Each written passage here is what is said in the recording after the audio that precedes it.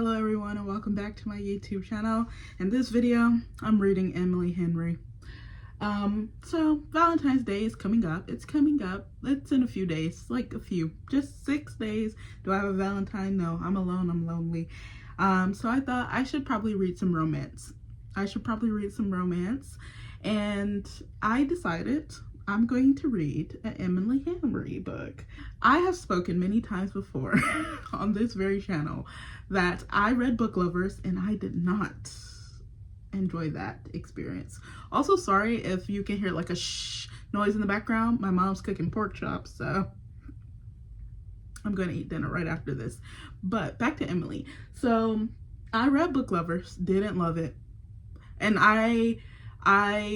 when I first meet an author, the first book I read by them, that really determines our relationship. I am not a person who's like, I'm going to give them another chance, maybe I like this book, I didn't like that book, and I will try them again. Usually, once I don't like it, if I don't like the author's first book that I read by them, I'm like, I don't like the author. And then I see their books in the bookstore and then I like glare. Yeah.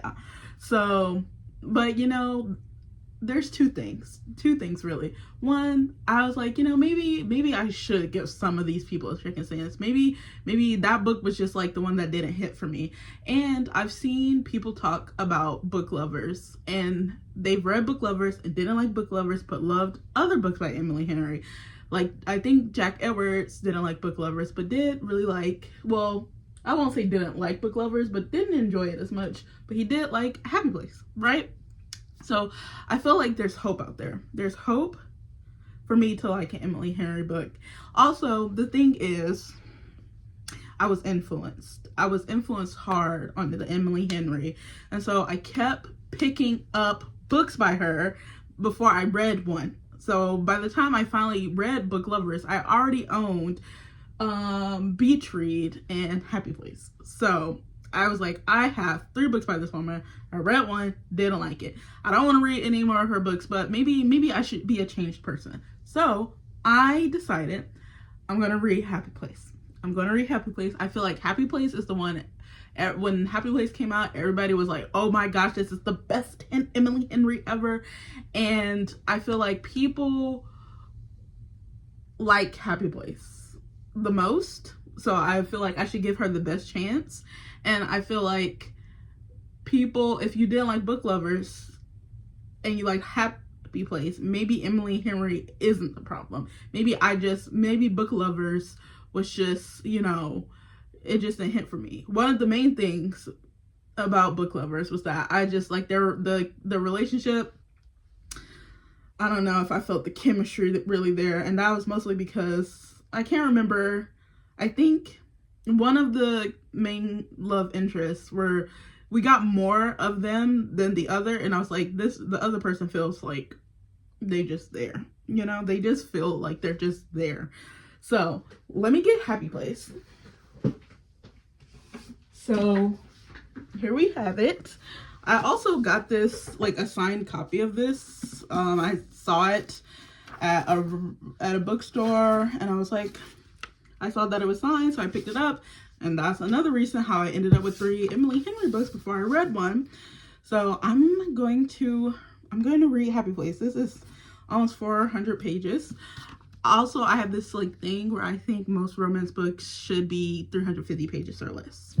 That's just a personal opinion, because I find the longer the romance books are, the more repetitive they become. They just start saying the same things over and over.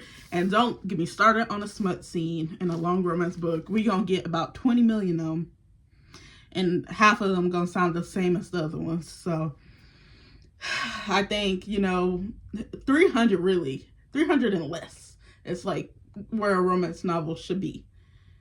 After 300, they just start getting weird. But I've heard great things, and I feel like this one has been described as the most emotionally nuanced of her books. So I'm excited to give it a try. In other news, loneliness and being alone, like most lonely people, I tried to buy myself happiness. So I just want to show you a little haul, because I just opened my mail. So I'm really into CDs right now. I decided I wanted to collect. I love music, and I always think about owning my music physically, because I don't know if you know this, but anything digital is really just like a license. Like, you really don't really own anything digitally. Ugh. So I was like, I need to just own things I love physically. So I got some CDs. First, I got Beauty, Behind the Madness, the Weekend album. This is like an album where, and I'm trying to buy albums that I would listen to front to end, because, you know, it can be a hassle putting CDs, taking CDs out, putting them in. If I only like 1 or 2 songs on the album, I feel like that's a bit much. So in that case, I'll just make playlists and burn some CDs. And I did get a portable CD-ROM thing for my Mac, so now I can burn CDs again like I used to do back in the day. But this is like an album that I can listen to that I really like all the songs front to end. Sometimes I might want to skip depending on the mood, but front to end, love. And then I also got Songs About Jane by Maroon 5, because this is also an album. I know there's like mixed feelings about Adam Levine and Maroon 5, but for me personally, their albums are listenable front to end. They just, that little white man, he knows what he's doing when it comes to music. And then I had some shirts that I bought that came today. So you also may hear this on this channel, but I am a pretty big fan of BTS. So I got some merch. So I got this shirt, which is based off of RM's album I can never remember the name of it. Right People, Wrong Place? Yes, Right People, Wrong Place. So I got this, and I love it. I absolutely adore it. I also have to wash it because it does smell like chemicals. And then I got this one, which is like an OT7. And they had a black hand option. Usually they're just, you know, white hands, but there was a black hand. We love it. We love to see the diversity. And then it came with this cute little J-Hope sticker. And it says, "What if I have no dream?" Cute, cute. And then this little postcard thingy. Okay. So mother's calling me. That must mean dinner's ready. So I gotta go. Hungry. Bye-bye.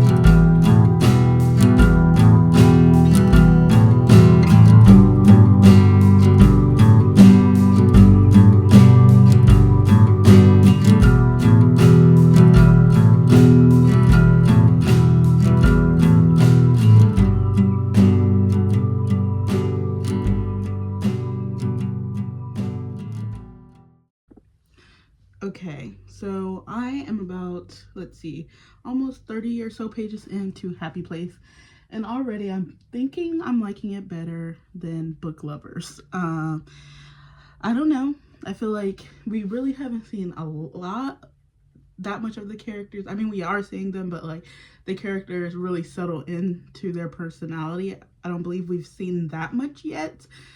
So I can't say for sure, because one of my biggest gripes with Book Lovers was the characters, and especially their relationship, because the chemistry was very weak to me. But I feel like I will like this better than Book Lovers. And I believe I rated Book Lovers a 2.5. So this book is probably gonna come in at least at a 3, which I think, you know, is much better than, you know, anything below a 3 for me. The book is not that great. It's not good. So if we're at 3, you know, it's a decent book. And so I'm excited to see where we're going. We've met, I believe, all of the friends. So basically, this group of friends, they go to this like vacation house on trips sometimes. And our main character, Harriet, and her ex-fiance have broken up, but they don't want to tell their friends yet. And while they are on this vacation, their friends surprise them by telling them they're getting married, and also that the vacation home is being sold. So Harriet and her ex Win are pretending like they're still together to keep the peace, really. So right now I'm enjoying it. There is the thing where I'm just like, you know, as a not rich person, not wealthy person, reading wealthy people do wealthy things, I don't know if I'm the target audience for that. But if the book is good, I really don't care. So we'll see how all that plays out. And I'm not too, another thing with Book Lovers was like the style of the writing. There's a lot of metaphors. You know, people love to say Emily, sorry if you can hear people walking upstairs. People love to say Emily Henry is really good at banter, but I feel like the banter kind of like becomes not good when every single character is bantering. Because then it's like, is this just the author's like speaking the author's voice, or is this actually the character's voice? Because if every character banters, not every person is a bantering person, so it just starts to feel less character specific and then just more author voice. But I'm not feeling that too much here. A little bit, but I think it's okay, and I'm enjoying it so far. Hello friends, I come to you with never mind. The lights had just went out like 10 minutes ago, and so I was just reading on my Kindle with what little battery I had left on here. My phone was at 35%. Things were looking grim, but you just witnessed a miracle and the lights came back on, which means the fan is back on, which means I'm not hot, because it is hot upstairs. So, well, that's the update. Oh, that's the update for now. I think one of the things I'm starting to realize, this book is good. It's good because like the setup of the characters and the situation is more interesting than Book Lovers, and I'm more intrigued by it. So I already like this book better. But there's still similar things that about the writing style that I don't necessarily love. That I don't necessarily love from Emily Henry, and I think it's just the use, the like overuse of metaphors, especially like bodily metaphors. There's always something going on with these girls' bodies. Like their heart is doing something inside their organs is doing something. Like there's a lot of metaphors around what their body's doing to try to describe like their feelings, or very detailed imagery about something in their body to connect with like a feeling. And I don't necessarily love it, and I wish she would pull back sometimes. Like I think it would be fine if it wasn't like done so often, but it's like I think that's how Emily Henry likes to do descriptions that are connected with feelings, so that like you really understand bodily how these characters are feeling. But I just feel like it's a bit much sometimes, and I think sometimes too it makes me feel like the characters are so dramatic. But maybe that's just me, my loveless self. The drama. She just said, but the faintly spicy scent of him has already hit my bloodstream, and I'm just like, okay girl. Girl. But maybe that's just me, just a never loving, never lover. And I'm just like, he can't spell that good. let's all relax. Yeah, after reading a few more pages, I definitely am not the biggest fan of when Emily Henry uses Can you hear the storm? It is crazy out there. I'm definitely not the biggest fan of when Emily Henry uses figurative language. I think she uses it a little too much. Like, every once in a while would be fine, but it's a lot. And the way it is written, the characters just seem a little over dramatic. So she just said, let's see, I'm operating at a level of tired that goes beyond yawns and eyelid twitches to reach straight to my core. My organs are tired. My bones are exhausted. Let's leave the personification, the ostentatious imagery, the metaphors. Let's leave them, because I love when Emily Henry is in the moment, because I think it's just so good seeing like characters' movements and how they interact with each other and their thoughts about things. But when we get to like the figurative language, it's really the figurative language. I'm just like, it takes me out. It just takes me out of the story. So yeah. But the story is interesting enough here where I'm just slightly like, okay. But then we get back to the heart of the story and I'm just like, oh yes, this is so good. I'm eating it up. Nom, nom, nom, nom, nom. So that's my thoughts. Also, pray for me because the storm is crazy. Like the sky rumbled for like a straight minute and I was like, wow, that's crazy. Hello friends, little reading update. I am about 80 pages in now to Happy Place, and honestly, I know I said that the writing does get to me, but the story, the plot, I'm definitely enjoying. I'm enjoying the plot a lot, especially when we're in the moment, especially in moments of dialogue.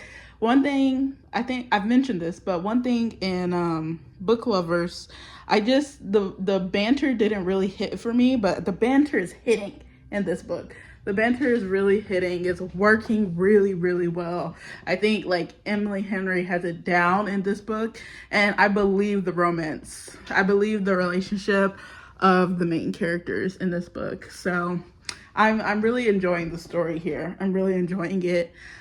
So I'm excited to keep reading.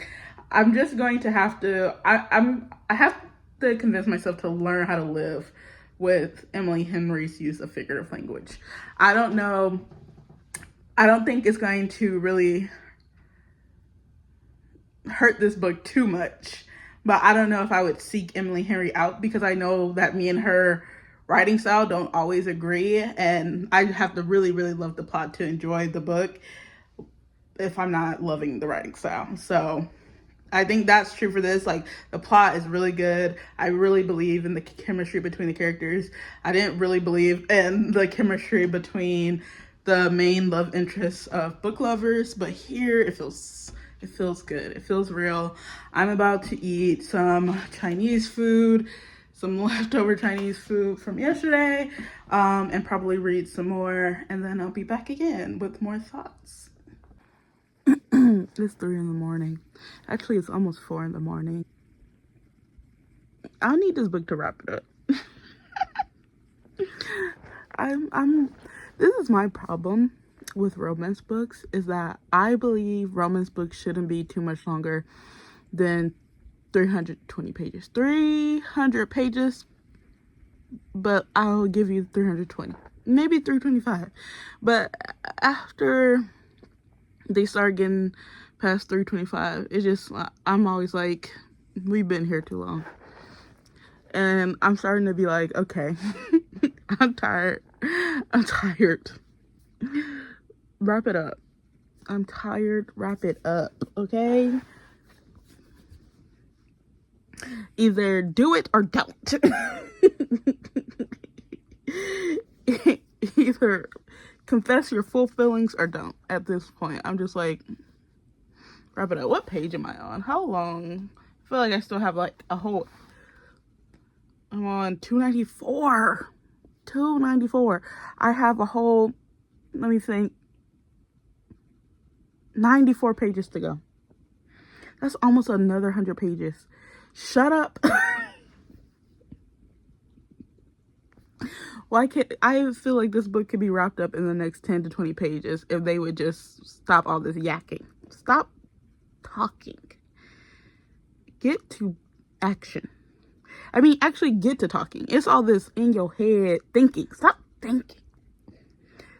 Stop thinking.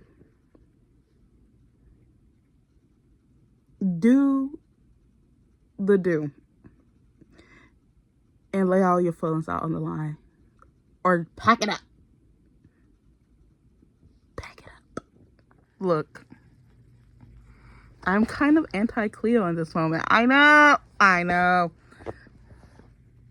But, like, I feel... if you don't want any, like, spoilers, maybe skip this part. But I just feel like her excuses were the weakest. Just say you don't want to be my friend. Say you don't want to be my friend anymore. Like, these excuses from Cleo, I feel like the weakest out of the all. You know what? We could just cut Cleo and be friends, the four of us. Sorry, Kimmy. You on the outs. Tough titty. What Sabrina did wrong? Yeah. But just let Cleo go. Okay. I've forgiven Cleo. I've forgiven her. What can I say? Maybe I was too rash. But who knew? Who knew she was going to apologize in just the perfect way? That was really sweet. And that whole fight with Harriet and Wen, that was amazing. That I've never seen like such perfect communication, such growth, first of all. Such growth, but such perfect communication in a fight between two romantic partners in a romance novel. Like, so healthy, so beautiful. I loved it. But I'm happy for this return to Cleo and her, you know, admitting that maybe some of the things she shouldn't have said it, or at least said it like that. And so I'm happy. I'm enjoying myself. I'm really enjoying myself. What can I say? Did I think I would? No. But I am. Okay. I finished Happy Place by Emily Henry, and I think that deserves a clap because there were some parts, cars passing by, there were some parts in this book where I was just like, I'm loving it. I'm really loving it. And the other parts where I was like, I'm not loving this as much. And then I found, and I guess maybe the last 100 pages, I was like, we could wrap here. But not necessarily in a bad way, because I often was like, oh, we could wrap here. And then in the next chapter, I would get something that I was like, oh, actually, I really like that. I got this. And then a little bit later, I'd be like, oh, we could wrap here. And then in the next chapter, I'd be like, oh, actually, I'm glad I got this. So I feel like I was on a roller coaster. And there was like things in the writing that I both loved and didn't love. Do I like Emily Henry doing figurative language? Not really. But do I like when she does dialogue? Yes. Like, the things that the characters say to each other, I think, are really, really good. But like when they're thinking, when our main character is thinking, there are a lot of figurative language uses that come across as more dramatic than they do poetic or profound or moving per se. Like, sometimes it does hit, but a lot of the times it doesn't hit. Sometimes it's really overdramatic and sometimes it's cheesy, but sometimes it's cheesy and I'm like, you know what, this is cheesy, but I am begrudgingly kicking my feet and squealing. Like, especially towards the end, there was like some cheesy moments, but I was like, oh my gosh. When she says, does this mean, she says something like, does this mean I can come home now? And I was like, oh, because it was so cute. I feel like it can only, like, Emily Henry and me can only work in this book. I do have one more book by her. I do have not Book Lovers. I do have Beach Read, and I will someday in the future read that one, but only because I have it. But I don't think it would be good for me to just buy Emily Henry books, because I know I have a problem with her writing style. And I only think I can like look past it, or it can work in this specific book because of the specific situation. The specific setup of this book makes it mostly work. Or mostly I can like tolerate the figurative language and stuff. But I think it's really just this book, and it's just these characters. So I was going back and forth. I was always going to give this a 3.5 or 4 while I was reading. This is definitely good. I'm definitely enjoying it. Like when I was reading Book Lovers, for the most part, I spent a lot of that being like, but this, I spent most of it being like, oh, that's so cute. That's actually kind of really sweet. Actually, I kind of really like that. So I definitely think this, I was thinking while reading it that this book is a 3.5 or a 4. And I was really like, the end of the book is what's going to determine if this book is a 4 or not. And those last moments with her friends, and those last moments with Wynn, and just the maturity, I have to give it a 4. I have to give it a 4. Yeah, so I did enjoy it. So I gave Emily Henry one last chance, and you know what? She did what she had to do. And I'm really happy now that like this is the one that I found signed, because this is the one I like, and I don't plan probably to like buy any more Emily Henry. I do think someday in the future I'll read Beach Read. And I know a lot of people who prefer people, like a lot of people like people we meet on vacation. So maybe one day, if it's on Kindle Unlimited or I find it at the library. But that really depends on how Beach Read goes, because if I read Beach Read and I feel like I'm suffering like I did in Book Lovers, then I'm just gonna stop there. But this has given me like the hope. Like before this, I was really considering just giving away Happy Place and Beach Read, just taking it to like a second-hand store to like sell, or just dropping it at like Goodwill. But now I'm like, you know what? I'll give Beach Read a chance. I'll give Beach Read a chance, because this one has given that book a chance to survive on my bookshelf for another day. But before this, I would look over there at those books and be like, I should get rid of them. I really should.